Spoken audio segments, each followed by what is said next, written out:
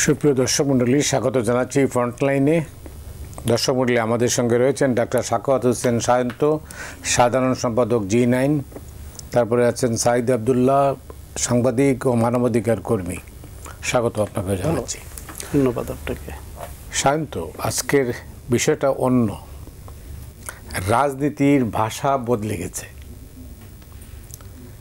টকশোতে উত্তাপ ছড়িয়েছে, মানুষ ক্রমশ হতাশ হচ্ছে। কেন, কি এমন ঘটলো যে মানুষের মধ্যে এই হতাশা? রাজনীতির ভাষা বদলে যাওয়াটা কিন্তু আমাদের কাঙ্ক্ষিত ছিল।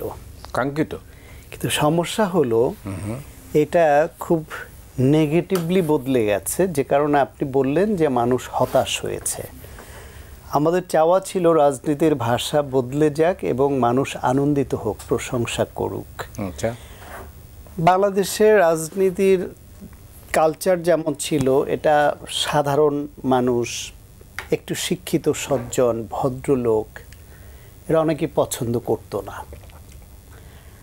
আমি ছাত্র রাজনীতিতে জয়েন করলাম 1991 সালে ঢাকা কলেজে। 92 সালে ওইখানে আমি ছাত্র সংসদ নির্বাচন করেছি, হলের জিএস ছিলাম। আমার এই ভালো রেজাল্ট করার পরে সায়েন্সে পড়ে ঢাকা কলেজে ছাত্র রাজনীতি করছে শুনে আমার অনেক শিক্ষক, স্কুলের শিক্ষক বিশেষ করে পরিচিত জনরা খুব হোঁচট খেতেন এবং বলতেন যে তুমি কেন এটা করছো, নিজেকে নষ্ট করছো, ভালো ছেলেমেয়েরা রাজনীতি করে নাকি। আমাদের দেশে এরকম একটা ধারণা কিন্তু গেঁথে গেছে আমাদের মাথায় যে ভালো লোকরা রাজনীতি করে না। আর ভালো লোকরা যদি রাজনীতি না করে তাদের ভাষা কেমন হবে, সেটাই প্রাধান্য পাচ্ছিল। ভালো লোকের ডেফিনিশন কি?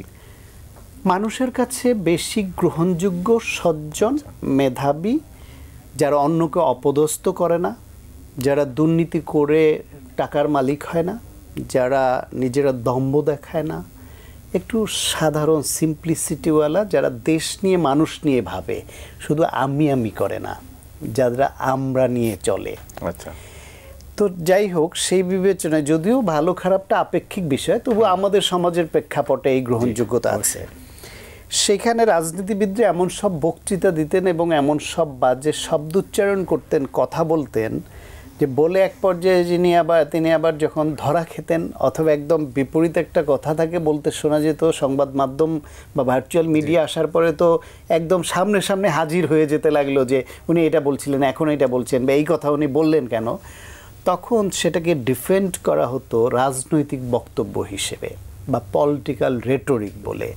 তার মানে রাজনৈতিক বক্তব্য শব্দটাও ছিল এটা একটা বাজে বক্তব্য হবে, যেটা গ্রহণযোগ্যতা থাকবে না, বাস্তবতা থাকবে না। যখন ধরা খাবে তখন বলবে রাজনৈতিক বক্তব্য। তার মানে রাজনৈতিক বক্তব্য এমনই হয়, এটাও কিন্তু একটা কনসেপ্ট তৈরি হয়ে গেল। না, ভিন্ন মত থাকবে, থাকাটাই স্বাভাবিক। কিন্তু এখন যদি আপনি একটা মত চাপিয়ে দেন আর আমি যদি এটা ভিন্ন মত দেখাই, তখন আপনি আমার পরে চড়া হচ্ছেন। না, বিষয়টা ভিন্ন মত থাকা দোষের না। আচ্ছা, সমস্যাটা হচ্ছে এই ভিন্নমত প্রকাশের ভঙ্গিটা অশ্লীল হয়ে গেছে। আমি একটা মত দিলাম, ধরেন, আমার মনে হয় খোলাসা করে বলাই ভালো যে আমরা রাগঢাক না করি। বিএনপি নেতা অ্যাডভোকেট ফজলুর রহমান, তিনি কিছু কথা বলেছেন, সেই কথাটা আমাদের অনেকের কাছেই গ্রহণযোগ্য হয়নি। জুলাই গণঅভ্যুত্থান কোনো ব্যক্তি বিশেষের বা কোনো বিশেষ গোষ্ঠী বা বিশেষ দলের না, এটা ছাত্র জনতা সহ রাজনৈতিক দল যারা গণঅভ্যুত্থানের পক্ষের শক্তি, যারা ফ্যাসিবাদ বিরোধী দীর্ঘদিন লড়াই করেছে, আমাদের সকলের অর্জন। সেটাকে নিয়ে কোনো বাজে শব্দ বলাটা কারো কাছেই ভালো লাগবে না।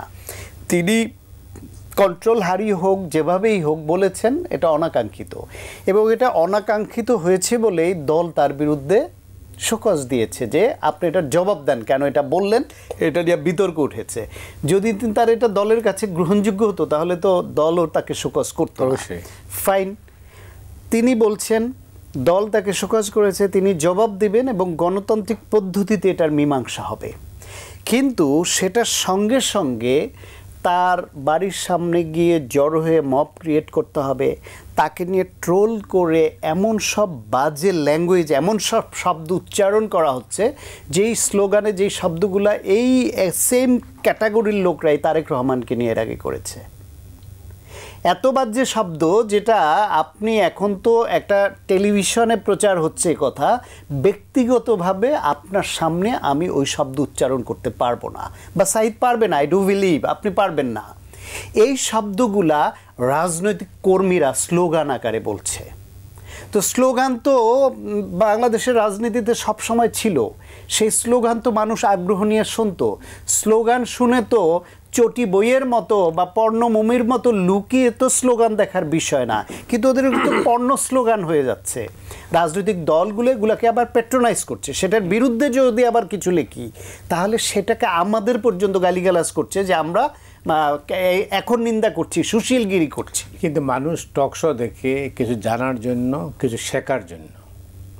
এখন আপনি যদি গালিগালাজটাই এই টকশোকে কী করে, এটার দুইটা কারণ অনেকে বলছেন, আমি জানি না আপনি আমার সাথে একমত হবেন, নাও হইতে পারেন। কেউ কেউ বলছেন যে এটা লাইক পাওয়ার জন্য,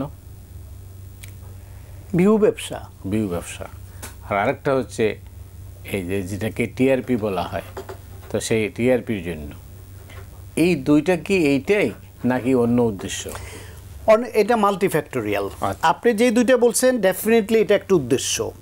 এটা হলো টকশোতে এটা কারো কারো ইন্টেনশন থাকে, কোনো কোনো উপস্থাপক বা কোনো কোনো টিভি চ্যানেলের, যে এইভাবে উত্তেজিত করে বা বিতর্ক তৈরি করে এরকম হলে সেটার একটা কাটপিস ছাড়লে ভিউ বেশি হবে, ইনকাম বেশি হবে, আর বলে যে আমাদের এটা এত ভিউ হয়েছে, এটা ভাইরাল হয়েছে, এটা একটা দিক।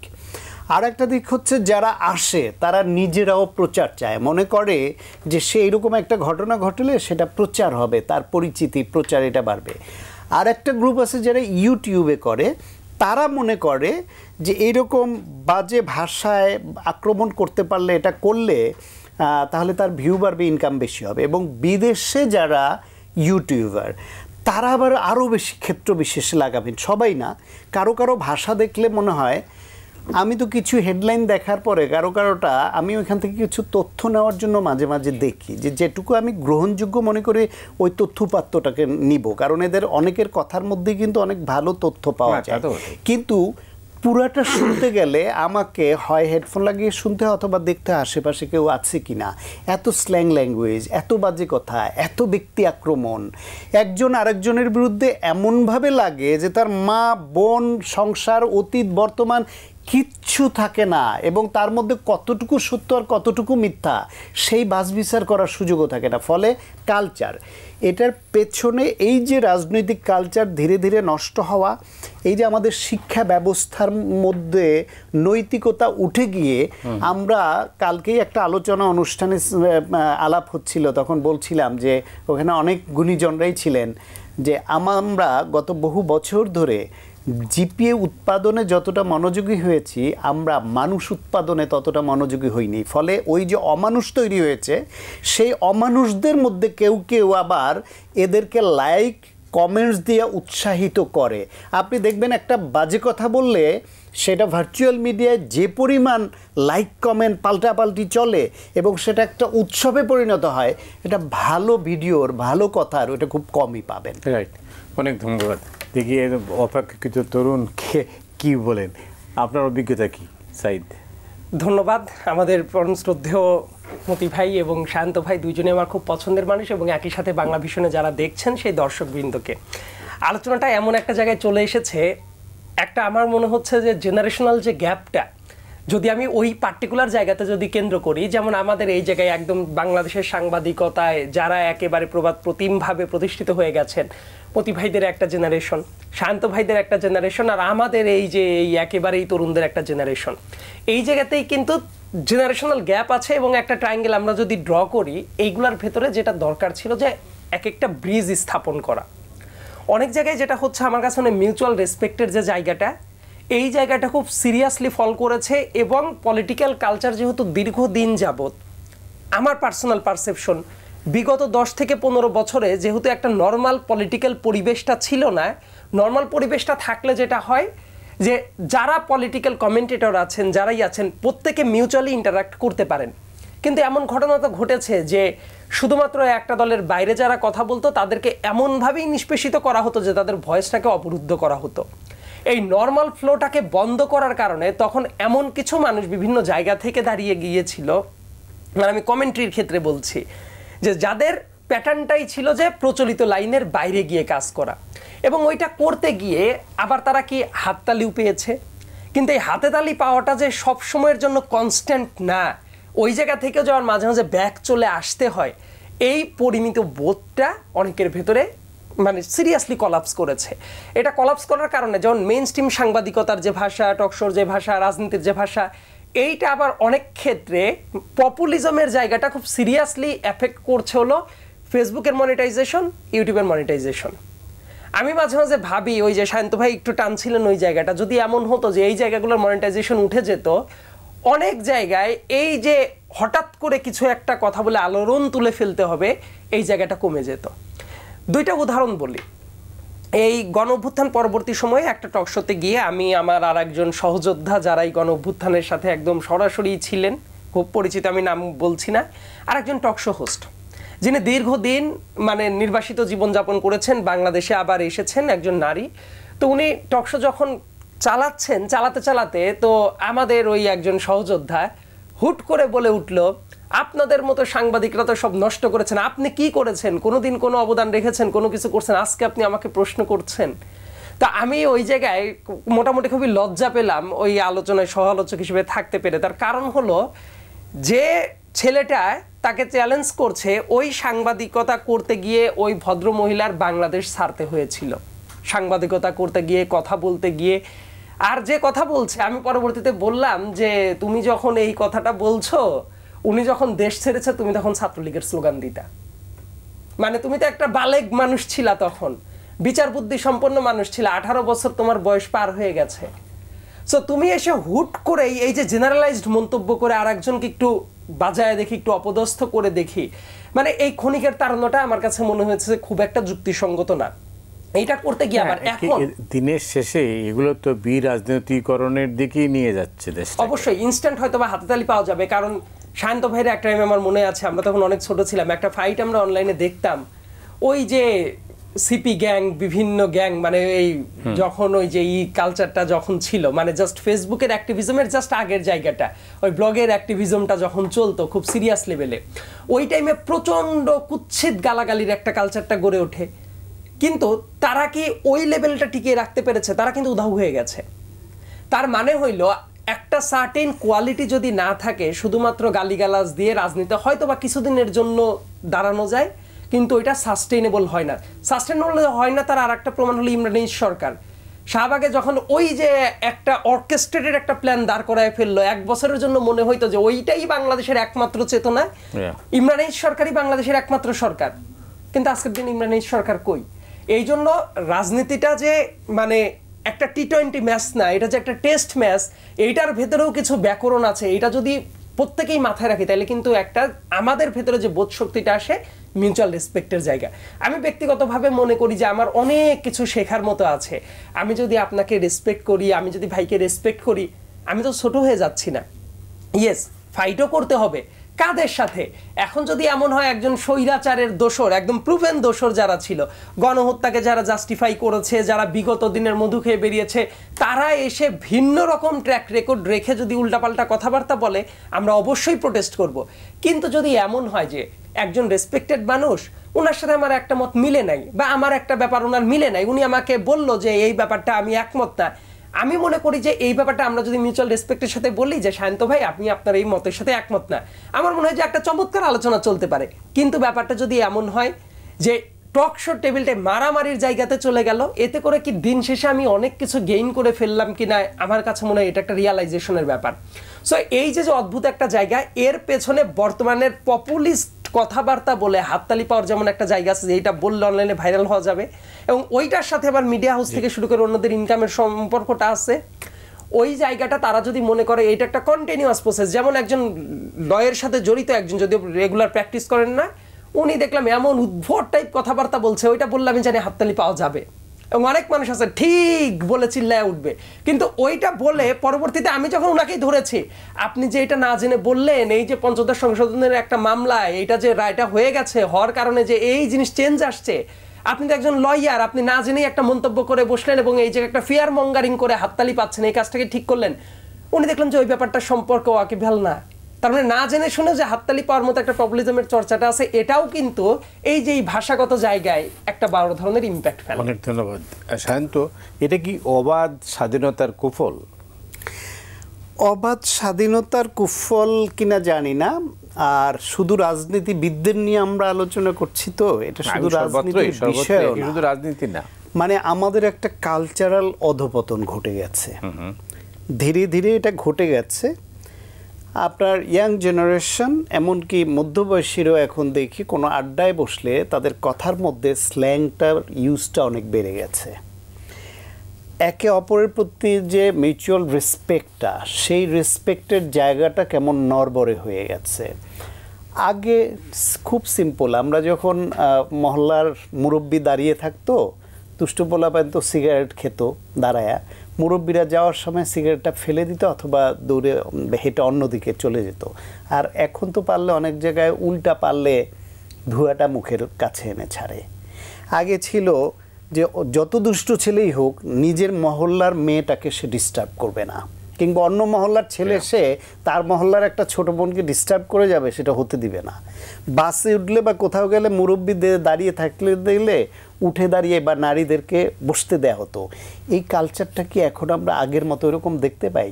আগে তো আমাদের এত শিক্ষিত ছিল না, শিক্ষার হার এত ছিল না, এত কর্মমুখী শিক্ষা নিয়ে আমরা ব্যস্ত হইনি।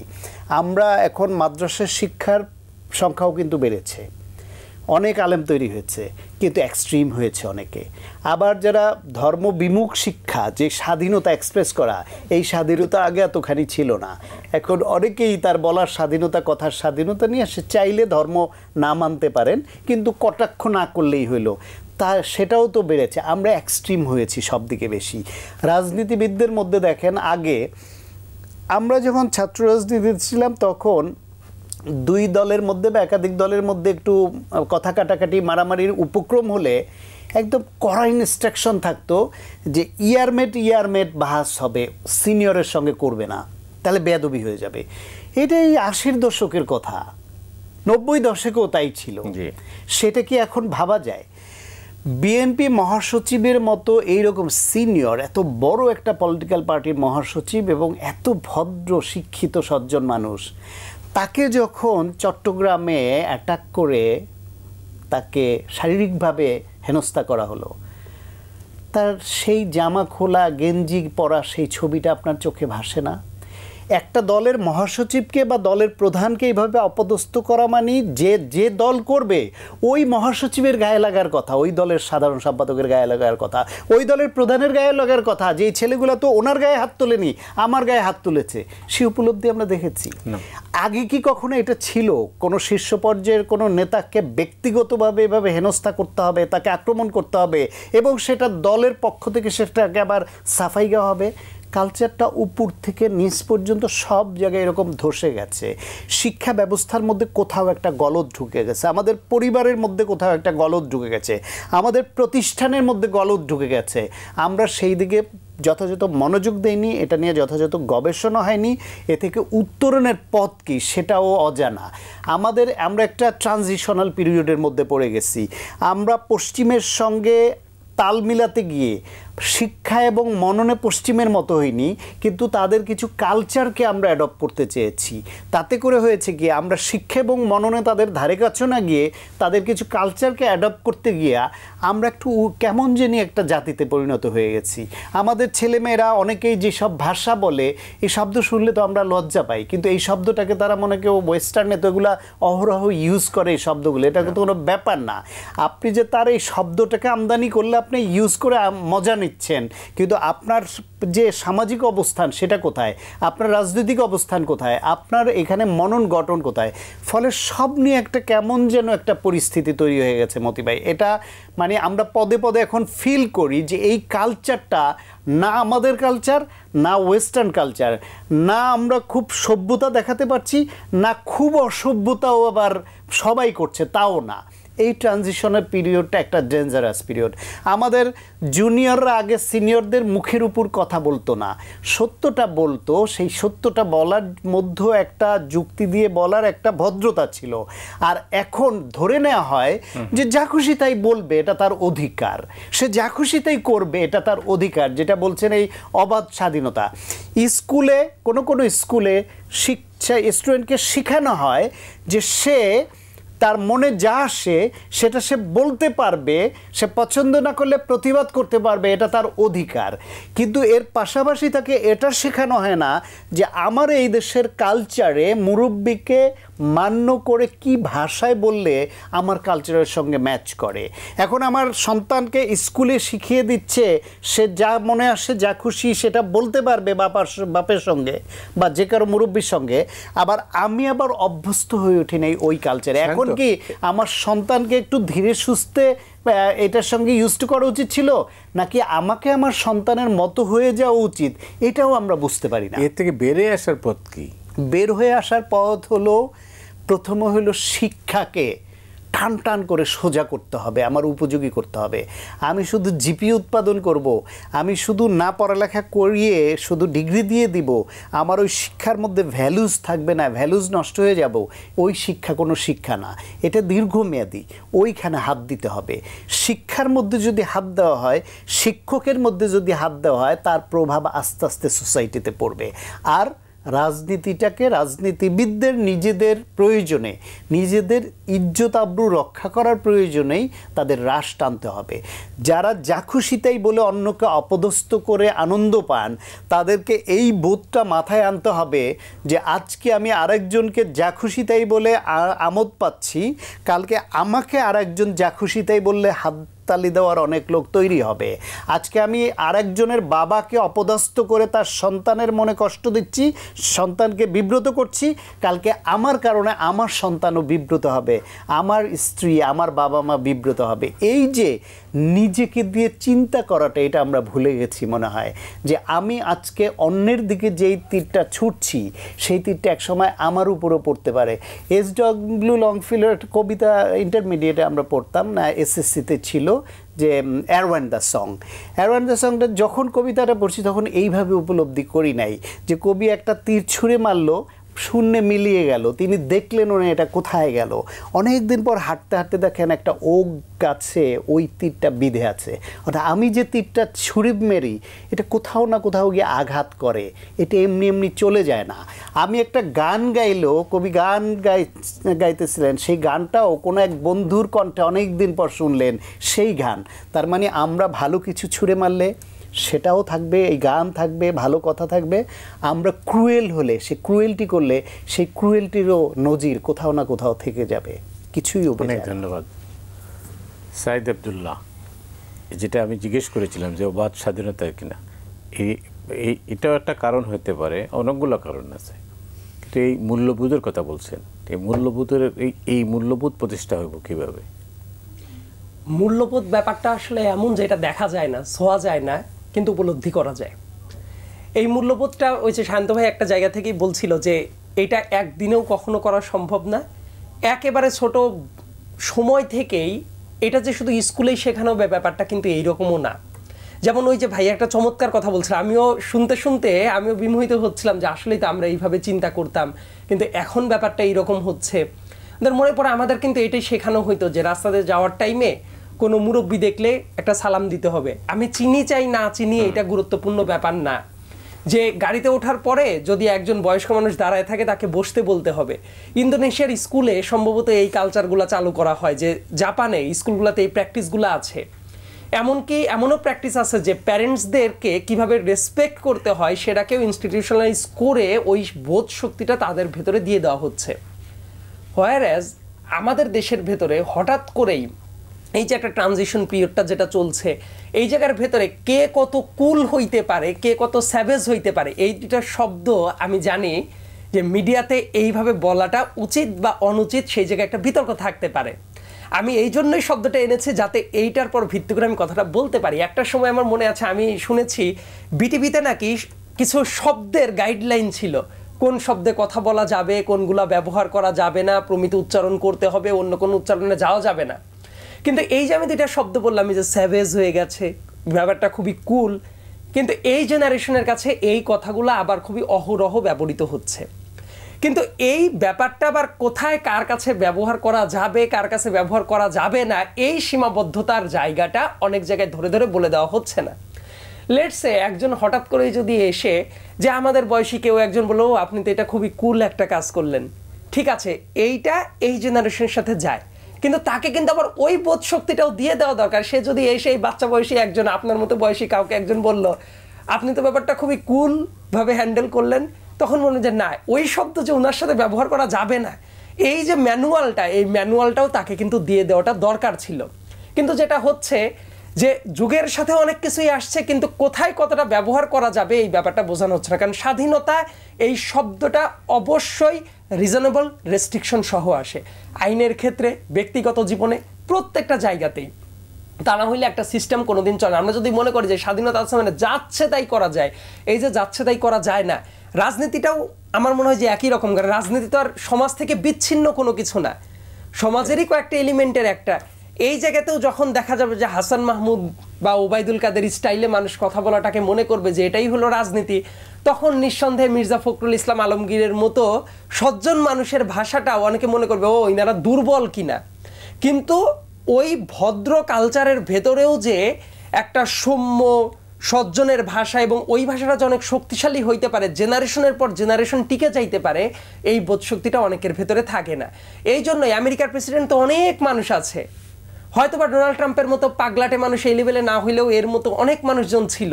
কিন্তু পৃথিবীর ইতিহাসে যখন বিভিন্ন জায়গায় টেক্সচুয়াল হিসাব ধরে ওয়ার্ল্ড ওয়াইড পড়ানো হয়, তখন বারবার করে অল্প কয়েকজন মানুষের কথা আসে, আব্রাহাম লিঙ্কনের নাম আসে, আরও কয়েকজন বিখ্যাত মানুষের নাম আসে, কিন্তু একেবারে ওই 47 জন মানুষ প্রত্যেকের নাম তো আসে না। এবং একই সাথে জাতিসংঘের মহাসচিবেরও অনেক মানুষ নাম ভুলে যায়, কিন্তু কোফি আনানের নাম পার্টিকুলার কিছু জায়গায় মানুষ মনে রাখে।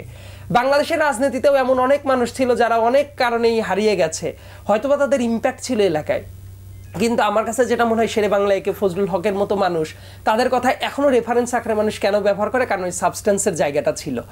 আমাদের ভেতরে ওই পরিমিত বোধটা যে ঠিক আছে আমরা মজা করব, আনন্দ করব, কারণ আমাদের বয়সে আমরাও তো অনেক সময় বন্ধুদের ভেতরে বসলে বা এমন কোনো ব্যক্তি যাদের সাথে মজা করা যায় ওইটা আমরা করব, কিন্তু কোথায় এটার সীমাবদ্ধতার জায়গাটা আছে এটা যদি না জানায় দেওয়া হয়, তাইলে যেটা হবে অবিরাম তো মানুষ ছুটে বেড়াইতে পারে না।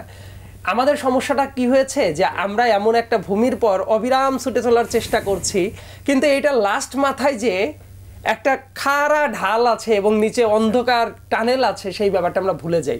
ওই জায়গাটা আমাদের শেখার জায়গাটা অবশ্যই পরিবার, এবং পরিবারের পরের জায়গাটা স্কুল, এবং তারপরে আমার মনে হয় যে আমাদের তো শেখার কোনো শেষ নেই। রাজনৈতিক অঙ্গনেও আমি যখন বিভিন্ন মানুষের সাথে ইন্টারাক্ট করি, আমি বোঝার চেষ্টা করি ও অমুককে বোধহয় আইডলাইজ করা যায়, তার কাছে বোধহয় এটা শেখার আছে, অমুকের কাছে বোধহয় এটা শেখার আছে। জার্নালিজমের জায়গাতে আমার মনে হয় যে আমি যদি এইভাবে একটু শিখতে পারতাম, অমুকে এটা করে, আমি যদি এটা শিখতে পারতাম।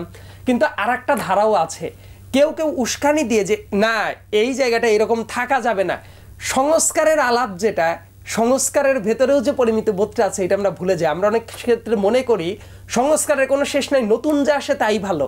এটা যদি আমি দুইটা মুভি, আমি একটা সময় যখন অনেক বেশি টাইম পেতাম খুব মনোযোগ দিয়ে দেখতাম, এটা একটু রেফার করি।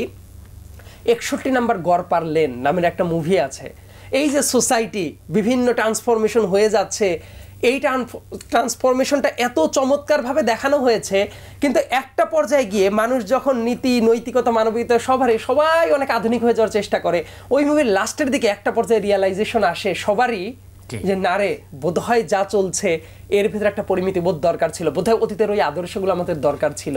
এই জিনিসটা কেউ যে বলে দিবে আমাদের, সেই জায়গাটা অনেক জায়গায় স্থাপন করা উচিত। এবং এইটাও যে শুধুমাত্র হাততালি পাওয়ার জন্যই বা জোরে কথা বলাটাই যে একমাত্র কাজ না, বরং কিছু কিছু জায়গায় যে থেমে সুষ্ঠুভাবে চার সাইডে তাকিয়ে দেখাটাও যে একটা সৌন্দর্য, এই ব্যাকরণটাও বোধহয় আমাদের শেখার দরকার আছে। এটা যদি প্রত্যেকটা জায়গাতেই অ্যাপ্রিসিয়েট করা হয় তাহলে দেখা যাবে আরো 5 জন মানুষ ওই পথে হাঁটার চেষ্টা করবে। অনেক ধন্যবাদ। এবার একটা প্রসঙ্গ পাল্টাই, রাজনীতি, নির্বাচন, মানে অস্বস্তিকর পরিস্থিতিও আছে, স্বস্তিকর কিছু থাকলেও এখন অস্বস্তিটাই সামনে এগিয়ে আসছে। সেটা হচ্ছে যে যেখানেই আপনি যান, যার সাথেই আপনার দেখা হয়, তখনই সে জিজ্ঞেস করে নির্বাচন হবে তো, এটার কারণ কি?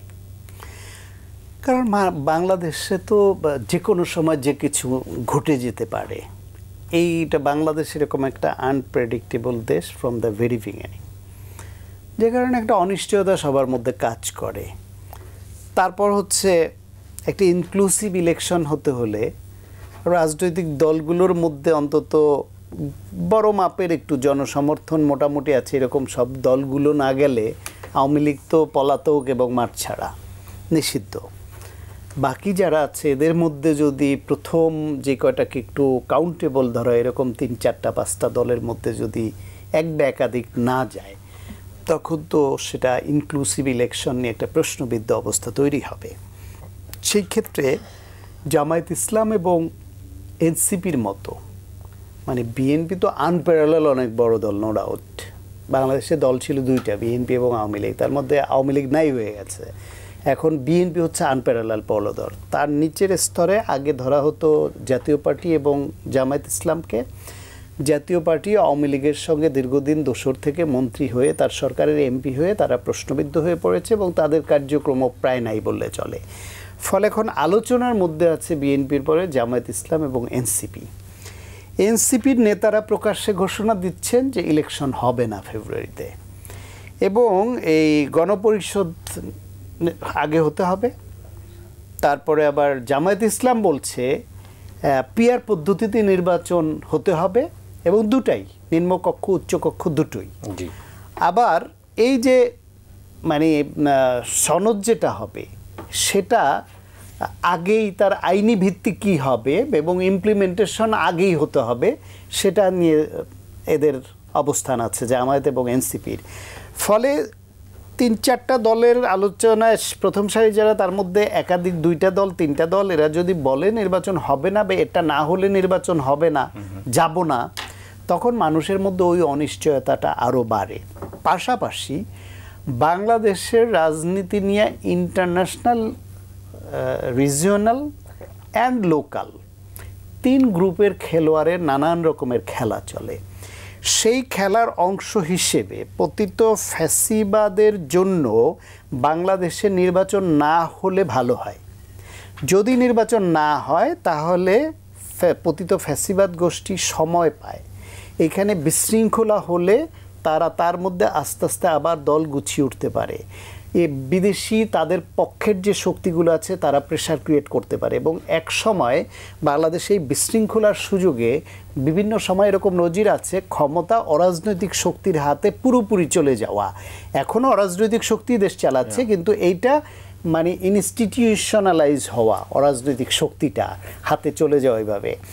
সেই অবস্থায় তখন দেখা যাবে যে রাজনীতি রহিত থাকলো এবং একটা পর্যায়ে সময় পেল, ওই সময়ের পরে ইনক্লুসিভ ইলেকশনের কথা বলে তখন আওয়ামী লীগ ইলেকশনে আসার মতো পরিবেশ তৈরি হলো। ফলে আওয়ামী লীগের জন্য একটা লাভ, ফ্যাসিবাদ গোষ্ঠীর জন্য লাভ। আর এখন যারা আছে তার মধ্যে এনসিপি নতুন দল, তারা নিবন্ধন পাওয়া নিয়েই হিমশিম খাওয়া দল, তাদের জন্য এখনও গুছিয়ে উঠতে পারে নাই। যেটুকু আশার আলো দেখিয়েছিল সে নানানভাবে বিতর্কিত হয়ে পড়েছে। তারা মনে করছে আরেকটু সময় পেলে তাদের লাভ। জামায়াত ইসলাম 16 বছর পার্টি অফিসই খুলতে পারেনি, কার্যক্রম চালাতে পারেনি। জরিপে আর ভার্চুয়াল মিডিয়ায় বট বাহিনীদের যত আওয়াজই দেখ, জামাতের যে ভোটারের সমর্থনটা ওই হারে বাড়ানোর জন্য যে কার্যক্রম দরকার সেটাই 16 বছর এই দল করতে পারেনি। এমনকি সরকারের বিরুদ্ধে আন্দোলনও তো করেছে বিএনপি মাঠে, জামায়াত তো মাঠে কর্মসূচি দিয়ে আন্দোলনও করতে পারে নাই সেভাবে, 2-1টা যৌথ কর্মসূচি ছাড়া। সুতরাং জামায়াত ইসলামের আরও সময় পেলে লাভ হয়। সেই জন্য জামায়াত এবং এনসিপির কার্যক্রম কথায় এটা অনেকখানি স্পষ্ট যে তারা নির্বাচনটাকে মানে ঠিক বানচাল না, এটা পেছানোর একটা উদ্যোগ নিতে চায়, কিন্তু বিএনপি সহ অনেকগুলা দল যারা নির্বাচন চায়। আচ্ছা, আপনি তো জানেন যে পরীক্ষা পিছিয়ে কিন্তু কোনো লাভ হয় না, যারা ফেল করার পিছিয়েও ফেল করে, তাইলে কিন্তু ওরা মনে করে ওদের প্রস্তুতি ভালো হবে। যাদের প্রস্তুতি খারাপ, ওরা কি এই বোধটা তাদের মধ্যে কাজ করে? তাহলে কি এত পরীক্ষা পিছানোর আন্দোলন হতো? আপনি এটা বললেন, এটা রিয়ালিটি, যে পরীক্ষা পিছালেও কারো লাভ হয় না, যারা খারাপ করার আগেও খারাপ করে, পিছালেও তারাই খারাপ করে। কিন্তু তারপরও পরীক্ষা পিছানোর আন্দোলন কি কখনো থেমে থেকেছে? তার মানে এই বোধটা ভেতরে কাজ করে না। এই দলগুলো পিছালেও এরকম রেজাল্টই হয়তো করবে, কিন্তু বোধটা কাজ করছে না হয়তো। কিন্তু এতে করে এই যে অনিশ্চয়তা তৈরি হয়েছে, এই অনিশ্চয়তার ব্যাড ইম্প্যাক্ট বা নেগেটিভ ইম্প্যাক্ট গিয়ে পড়বে দেশের উপরে, গণতন্ত্রের উপরে। কারণ মানুষের আয় কমে যাচ্ছে, বিনিয়োগ নেই, চাকরি নেই। এই সরকার নির্বাচনের ঘোষণা দিয়ে এমন একটা পরিস্থিতি তৈরি হয়েছে, তারা এখন অ্যাডহক বেসিসে চলে গেছে পুরাই, যে একটা নির্বাচন দিয়ে সেফ এক্সিট নিয়ে তারা নিরাপদে বের হতে পারলে বাঁচে। এই মনোভাবটা তাদের কারো কারো কথায় বা কাজে এখনই আমি দেখতে পাই। কারণ হচ্ছে নির্বাচনের ডেট ঘোষণার পরে এখন যদি নির্বাচন না হয়, অনিশ্চয়তা তৈরি হয়, তাহলে মাঠে যেই পরিস্থিতি তৈরি হবে এবং ভিন্ন পন্থার উদ্ভব ঘটলে এই উপদেষ্টারাও কেউ গ্রেফতার এড়াতে পারবে এটা আপনার মনে হয়? এরা কেউ সেফ এক্সিট পাবে এটা আপনার মনে হয়? সুতরাং তাদের নিজেদের সেফটির জন্য নির্বাচন করাটা তাদের জন্য এখন ফরজ হয়ে গেছে। সুতরাং নির্বাচন মানুষ চায়, এই সরকার চায়, সেনাবাহিনী চায়, বিএনপি সহ অনেক রাজনৈতিক দল চায়। সেজন্য জামায়াত, এনসিপি বা কেউ কেউ যদি নির্বাচন নাও চায়, এটা হলো পিছানোর অজুহাত, সেটা পারবে না। আমি একটা অনুষ্ঠানের কথাটা বলছিলাম যে এরা আসলে নির্বাচন পেছানোর জন্য এই গণপরিষদ, এই সনদ, এই যে পিআর, এইসব খড়কুটো, তারা খড়কুটো হিসেবে এগুলা আঁকড়ে ধরতে চায় নির্বাচন পেছানোর জন্য। কিন্তু খড়কুটো ধরে ধরে জড়ো করবে, শেষ পর্যন্ত খড়কুটোকে আগুন দিয়ে পুড়িয়ে ছাই করে উড়িয়ে দিয়ে নির্বাচনে আসবে। নির্বাচন হবে, নির্বাচনে আসবে, শান্তিপূর্ণ ভালো একটা নির্বাচন হবে এবার। I do believe this. অনেক ধন্যবাদ আপনাকে। আমরা তো সবাই মনে করি তাই হওয়া উচিত। না, এই নির্বাচনের যে সংশয়, এই সংশয়ের তো যথেষ্ট কারণ আছে, যেটা আপনি বললেন, যেটা সায়ন্ত, যে বিএনপি নির্বাচন চাচ্ছে, জামাত ইসলামী এবং এনসিপি তারা বিভিন্ন শর্ত, বিভিন্ন দাবি দেওয়া তারা প্রস্তাব দিয়েই যাচ্ছে। শেষ বক্তব্য হলো যে এরা দিনের শেষে ইলেকশনে যাবে। আপনার কি ধারণা? আমি যেটা মনে করি এই মুহূর্তে যা যা হচ্ছে, এই প্রত্যেকটা জিনিস হলো নেগোশিয়েটিং টুল। মানে যে কথাটা কেউ বলতে চায় না মুখ দিয়ে, কিন্তু বলে যে এইটা না হইলে ইলেকশন করতে দিব না, এইটা হওয়া দরকার, এইটা না হইলে হবে না। এইটা বিভিন্ন দাবি আসতেই পারে এবং এই দাবিগুলো দেখবেন যে আসতেই থাকবে। একটা ইস্যু যদি রিজলভ হয়ে যায়, লেটস সে জুলাই সনদের ইস্যুটা রিজলভ হয়ে গেল, তারপরে আরেকটা ইস্যু আসবে, এটা আসবেই। তার কারণ হইল এইটার আড়ালে একটা দর কষাকষি চলতে থাকে রাজনীতিতে। এটা আসলে একেবারে নিদেন পক্ষে যাদের কোনো আইডিয়া থাকে না, তারা অনেকে মনে করতে পারে, রাজনীতি সম্পর্কে যাদের একটু জানাশোনা আছে তারা বুঝতেই পারবে যে এইটা হলো বিভিন্ন রাজনৈতিক ক্যালকুলেশনের দর কষাকষির একটা মাধ্যম। এটা যদি দর কষাকষির একটা মাধ্যমই না হতো, তাহলে এমন অনেক জিনিস ছিল যে দাবিগুলা থেকে অনেকটা ডানেভাবে অনেকেই সরে গেছে। দেখেন, অনেক সময় দাবি ছিল এইটা যে শেখ হাসিনাকে ডাক দিয়ে নিয়ে এসে ফাঁসির কাস্টে ঝুলানোর আগ পর্যন্ত কেউ যেন ইলেকশনের কথা না বলে। যারা এই কথাটা বলছে তারাই গিয়ে 100টা রোড শো করে, তাদের পোস্টার ছাপিয়ে তারা ইলেকশনের প্রচারণা চালাচ্ছে। ধরেন জামাত ইসলামী বলছে যে পিআর ছাড়া ইলেকশনে যাবে না, কিন্তু একটা সুস্পষ্ট উদাহরণ আমি বলি, তাদের প্রত্যেকটা আসন ভিত্তিক মনোনয়ন তারা অলমোস্ট বছরখানেক আগে দিয়ে দিয়েছে। তারা যেভাবে মনোনয়ন দিয়েছে অমুক আসনে অমুকে, অমুক আসনে অমুকে, অমুক আসনে অমুকে, এইটা কি পিআর সিস্টেমের সাথে সামঞ্জস্যপূর্ণ? তারা তো প্রচারণাও চালাচ্ছে একইভাবে। তার মানে দেখেন, তারা ব্যক্তি ধরে ধরে, আসন ধরে ধরে তারা প্রচারণা চালাচ্ছে, মনোনয়ন দিয়ে দিয়েছে, মানে ফার্স্ট পাস দ্য পোস্ট সিস্টেমের আওতায়। কিন্তু তারা বলছে পিআর ছাড়া আমরা ইলেকশনে যাব না। অর্থাৎ কথার কাজের ভিতরে তো আমি মিল পাইলাম না। তারা যদি বলতো যে আলাদা আলাদাভাবে আমাদের কোনো মনোনয়ন দেওয়া নাই, আমরা সামগ্রিকভাবে চাই, পিআর ভাবে চাইলে তো এটাই হওয়া উচিত ছিল, কিন্তু সেটাও হয় নাই। আর একটা ব্যাপার হলো, বিএনপি কনসিস্টেন্টলি ইলেকশনের কথাই বলছে, কিন্তু একই সাথে দেখেন এনসিপি নতুন একটা দল, তাদের প্রতি সবসময় আমার সাধুবাদ আছে। এনসিপি নাসিরউদ্দিন পাটোয়ারি একদম স্ট্রেট ফরওয়ার্ড, ডানেভাবে কোনো শঙ্কা বা প্রশ্নবোধক চিহ্ন রেখে না বলে সে সরাসরি বলছে ফেব্রুয়ারিতে ইলেকশন হবে না। নাহিদ ইসলাম মালয়েশিয়া ট্যুরে বাইরে আছে, মালয়েশিয়া ট্যুরে গিয়ে সরাসরি বলছে ফেব্রুয়ারিতে ইলেকশন হবে, তার একটা সন্দেহ জাগে। তাদেরই যদি সন্দেহ জাগে তাহলে তো আমজনতা এবং আশেপাশের অনেক মানুষেরই অনেক সন্দেহটা জাগা উচিত। কিন্তু আমি যেটা মনে করি যে দেশের মানুষের অভিপ্রায় তো অবশ্যই গুরুত্বপূর্ণ। সেই অভিপ্রায়টাকে এখন দেখি প্রত্যেকেই বলে আমার জনতা, আমার জনতা, আমার জনতা। হোয়ারএজ জনতা কাদের? জনতা যে কি চায় সেটা তো ডিটারমাইন করার ফ্যাক্টরই হইল ইলেকশন।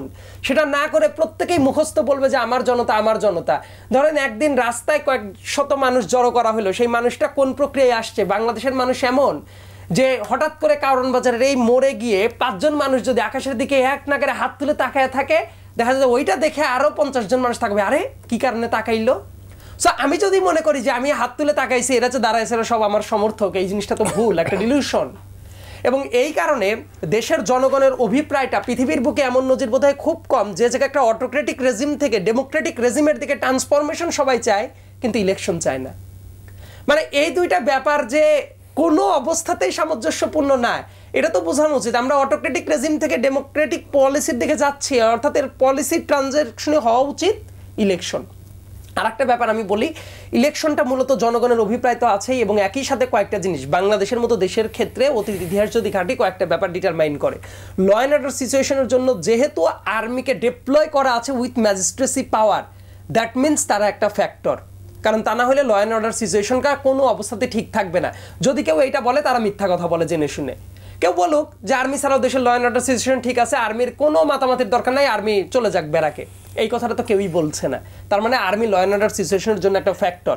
তারা ওপেনলি বলছে যে ইলেকশনটা জরুরি। তারা আর বাইরে ব্যারাকে একটা রেজিমেন্টেড ফোর্স 1.5 বছর থেকে 2 বছর ব্যারাকের বাইরে এইভাবে থাকতে পারে না। তাদের ডিসিপ্লিন ফোর্সের জন্য এটা একটা ডিজাস্টার ঘটে যেতে পারে।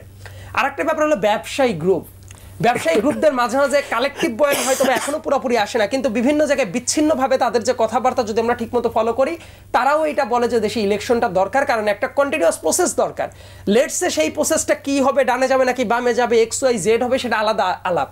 কিন্তু একটা ব্যবসায়ী সে তো আর 5 মাস 6 মাসের জন্য কোনো ইনভেস্ট করে না। সে যেটা দেখতে চায় ওটার কন্টিনিউশন আছে নাকি, কোনো ক্ষেত্রে যদি খারাপও থাকে ওইটা ওভারকাম করার জন্য কিন্তু একটা পলিসি আছে। আওয়ামী লীগের আমলেও তো অনেকে ব্যবসা করতো, সেটা হয়তো বা বিভিন্ন জায়গায় উৎকোচ দিয়ে বিভিন্ন পলিসির মাধ্যমে, কিন্তু এটাও একটা লম্বা একটা সময়ের জন্য তারা আগাইতে চায়। আর একটা যেটা ব্যাপার আছে, আমলাতান্ত্রিক যে হিসাবটা, অনেক প্রজেক্ট আছে আজকে যেটা পাশ করা হচ্ছে 1 বছর পরে সেটা বাস্তবায়নযোগ্য হবে। অর্থাৎ তাদের ভেতরেও যদি এই ধারণাটা থাকে যে একটা ডামাডোল অবস্থা, যে আমি এটা করলাম আর একজন এসে কি বলবে, অমুকে কি করবে, তমকে কি করবে, এইটার কন্টিনিউশনটা থাকে না। অর্থাৎ আমি যেটা বোঝানোর চেষ্টা করছি, ল অ্যান্ড এনফোর্সমেন্ট এজেন্সি আকারে বর্তমানে যদি আর্মি, ব্যবসায়ীদের গ্রুপটা যদি ধরি এবং আমলাতান্ত্রিক জায়গাটা যদি ধরি, এদের প্রত্যেকের একটা কমন অভিপ্রায় আছে ইলেকশনের। অতএব ইলেকশনটাকে অনেকে দর কষাকষি করতে পারে, খুব বেশি দিন আটকায়ও রাখতে পারে না। কিন্তু যদি এইটার সাথে দেশের বাইরের একটা শক্তি যারা মনে করে বাংলাদেশে হাসিনার পতন তো ঘটে গেছে, ওইটার ব্যাক করানো যাবে না, অতএব এমন একটা অবস্থা তৈরি করে রাখতে হবে যেন এইটা পরাশক্তিদের ব্যাটেল গ্রাউন্ড হয়ে যায়। পরাশক্তিদের ব্যাটেল গ্রাউন্ড যদি বানাইতে হয়, একটা স্টেবল গভর্নমেন্ট থাকলে তো সম্ভব না। সো তারা কিন্তু কন্টিনিউয়াসলি এই কাজগুলো করার চেষ্টা করবে। আমরা যদি এখন বুঝি যে দেশের স্বার্থ বড়, ইলেকশনের দিকে যাইতে হবে, ঠিক আছে, দুষ্ট লোক অনেক জায়গায় আছে, প্রত্যেকটা দলেই আছে। কেউ যদি মনে করে অমুক দলে দুষ্ট লোক নাই, এটা ঠিক না। দুষ্ট লোককে ভোট দিয়ে ইলেকশন করবে না, আবার ইলেক্টেড হয়ে যাওয়ার পরেও তো তাদের অ্যাকাউন্টেবিলিটি নিশ্চিত করার জন্য অনেকগুলো প্রতিষ্ঠান আছে। সেই প্রসেসগুলোর দিকে আমাদের আগাইতে হবেই, এই ব্যাপারে কোনো সন্দেহ নাই। কাজেই ইলেকশন হওয়ার মতো একটা পরিবেশ চলে আসছে। দর কষাকষিটা পর্দার আড়ালে কিভাবে চলছে এটা একটা গুরুত্বপূর্ণ ফ্যাক্টর, কিন্তু দিন শেষে একটা জায়গায় প্রফেসর ডক্টর মোহাম্মদ ইউনূস যদি ওনার নিজের মতামত যদি ফার্ম থাকেন যে ইলেকশন হইতেই হবে, ইলেকশনকে কেউ যদি বানচাল করতে চায় যে বিভিন্ন টাইমে ইলেকশন হয়ে গেলে লাভের গুড় খাইতে পারবে না, কিন্তু বর্তমানে তারা একটা লাভের গুড় খুব বাজে রকমভাবে খাচ্ছে, ইলেকশন হয়ে গেলে তারাও জানে যে আমার তো অংশ কম হয়ে যেতে পারে, তারা জনগণের কাছে পৌঁছাক যে আমাকে ভোট দেন, তাদের ম্যান্ডেট দিক, তারা ম্যানিফেস্টো নিক। তারা ওইটা না করে যে কাজগুলো করছে এটা তো বাজে দিক। কিন্তু আমার কাছে মনে হয় ইলেকশন হওয়ার মতো একটা পরিবেশ আছে, যদি না এক্সট্রিম কোনো সিনারিও অ্যারাইজ করে। অনেক ধন্যবাদ আপনাকে। ঢাকা বিশ্ববিদ্যালয় কেন্দ্রীয় ছাত্র সংসদ ডাকসু তার নির্বাচন হতে যাচ্ছে। আজকেই দেখলাম যে সেনাবাহিনী মোতায়েনের সিদ্ধান্ত হয়েছে। এর আগে কি কখনো আপনার মনে পড়ে?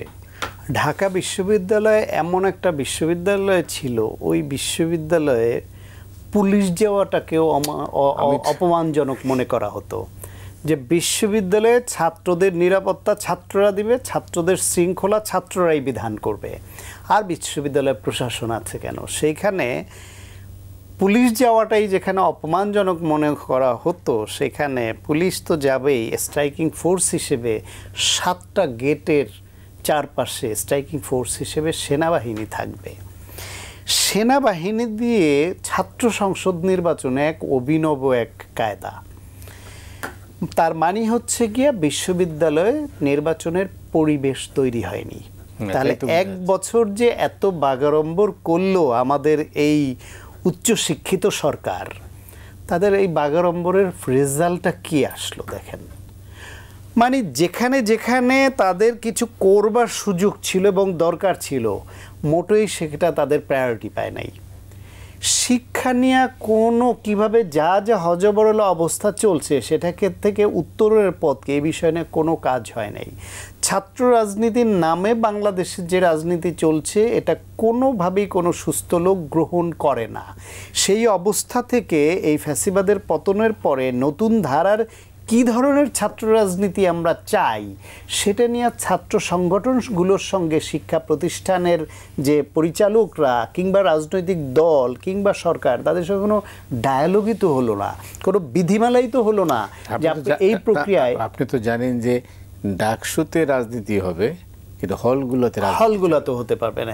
বললাম যে একটা অদ্ভুত একটা মিক্সচার এরা বানাচ্ছে, এটা আরও খারাপ করছে ছাত্র রাজনীতিতে। ফলে ছাত্র রাজনীতির সেখানে হাত দেয়নি।